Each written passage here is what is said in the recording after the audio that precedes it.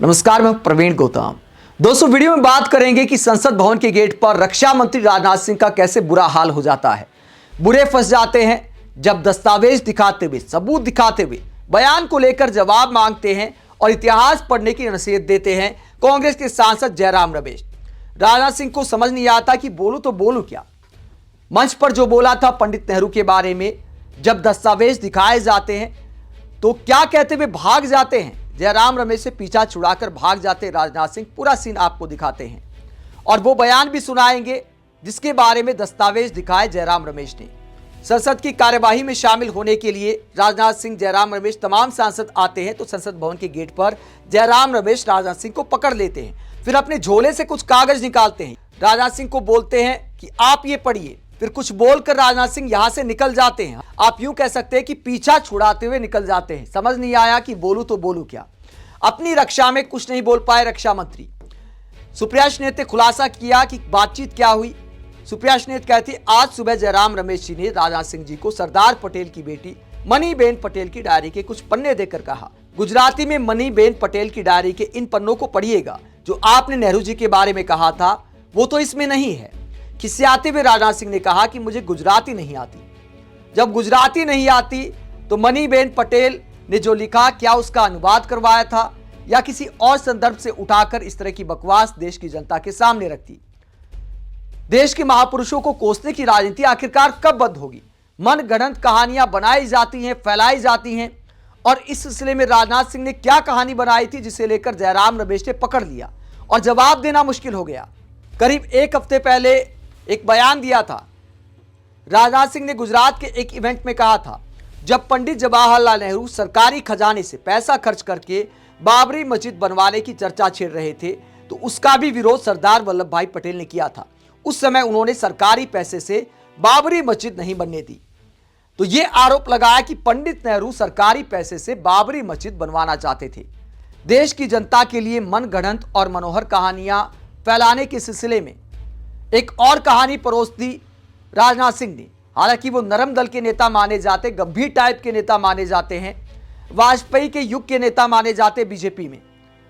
तो राजनाथ सिंह से ऐसी उम्मीद नहीं थी। उसके बाद कांग्रेस नेताओं ने सवाल पूछा कि भैया साक्ष्य तो दिखाओ, व्हाट्सएप यूनिवर्सिटी में पढ़कर आए हो क्या, या व्हाट्सएप यूनिवर्सिटी के छात्रों के लिए नया एपिसोड आपने रख दिया है। दोस्तों, बीजेपी ने, मुझे लगता है, इस मामले में जनता की कमजोर नब्ज को पकड़ लिया है। हमारे देश की जनता को नई कहानियां सुनने में मजा आता है। देश के इतिहास के बारे में, गांधी जी के बारे में, नेहरू जी के बारे में मनोहर कहानियां, जासूसी टाइप कहानियां सुनने में मजा आता है कि ये आया है नया मार्केट में। अच्छा, इन्होंने तो पोल खोल दी। वो अलग बात है कि बहुत सारा ज्ञान ऐसा फैलाया हुआ है, ऐसा गंध फैलाया हुआ है जो झूठ से भरा है। और पंडित नेहरू सबसे सॉफ्ट टारगेट हैं। क्योंकि पंडित नेहरू का खानदान अब भी राजनीति में है, शायद इसलिए ज्यादा टारगेट किया जाता है। पंडित नेहरू बीजेपी का फेवरेट सब्जेक्ट इसलिए भी है क्योंकि उनका परिवार अब भी राजनीति में है। अगर किसी और महापुरुष का होता तो शायद उन्हें भी ऐसे ही टारगेट किया जाता। हमारे देश की जनता के सामने पंडित नेहरू के बारे में तरह तरह की बकवास की जाती है और एक और बकवास जब राजनाथ सिंह ने की तो कांग्रेस नेताओं ने सवाल उठाए और उसके बाद मनीबेन पटेल की डायरी का जिक्र आता है। वो बीजेपी की प्रवक्ता सुधांशु त्रिवेदी ने किया। पहले राजनाथ सिंह के इस बयान के बाद पवन खेड़ा ने क्या कहा था वो आपको सुनाते हैं कि पवन खेड़ा और इमरान प्रतापगढ़ी क्या कहते हैं। कांग्रेस सांसद इमरान प्रतापगढ़ी ने पूछा था उन्हें ये सूचनाएं कहां से मिलती हैं। वो रक्षा मंत्री हैं, मुख्यमंत्री भी रह चुके हैं, उन्हें एक गंभीर राजनेता माना जाता है, इसलिए उन्हें वो सम्मान बनाए रखना चाहिए कि जब भी आप इस तरह के बयान दें, खासकर ऐतिहासिक संदर्भ में, तो आपके पास तथ्यात्मक सबूत जरूर होने चाहिए। वही पवन खेड़ा ने क्या कहा था। पवन खेड़ा ने कहा था कि मुझे रक्षा मंत्री की ओर से ऐसे बयान की उम्मीद नहीं थी। उनके पास इसके कोई सबूत नहीं है, लेकिन हमारे पास इस बात का सबूत है कि 800 साल पुराने झंडेवालान मंदिर को आरएसएस की पार्किंग के लिए ढहा दिया गया। राजनाथ सिंह को हमारी सलाह है कि वो प्रधानमंत्री के कदमों पर ना चलें। जब कांग्रेस नेताओं ने राजनाथ सिंह की बात को सफेद झूठ बताया, जब उन्होंने दावा किया था कि बाबरी मस्जिद सरकारी खजाने से बनाने की योजना थी पंडित नेहरू की, तो उसके बाद सुधांशु त्रिवेदी क्या जिक्र करते हैं। कांग्रेस वालों को अनपढ़ साबित करने की कोशिश करते हुए सुधांशु त्रिवेदी क्या कहते हैं। वो कहते हैं राजनाथ सिंह ने जो कहा उसका स्रोत inside story of Sardar Patel, diary of Maniben Patel नाम की किताब है। तो यह दावा कर दिया सुधांशु त्रिवेदी ने कि कि मनीबेन पटेल की जो डायरी है उसमें ये सारा जिक्र किया गया है। तो उसी डायरी के पन्ने पढ़ाते हैं जयराम रमेश राजनाथ सिंह को। यहां पर जो दस्तावेज दिखाए उसी डायरी के पन्ने हैं, गुजराती में यह डायरी है।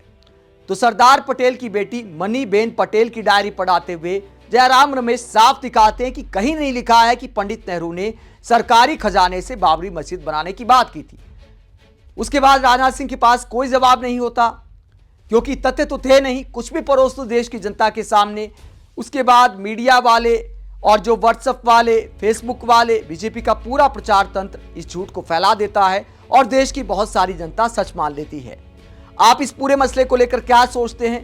क्या राजनाथ सिंह जैसे बड़े पद पर बैठे नेता को इस तरह की बयानबाजी करनी चाहिए कि जवाब देना मुश्किल हो जाए? कमेंट बॉक्स में अपनी राय जरूर दें, साथ ही चैनल को सब्सक्राइब भी करें। नमस्कार।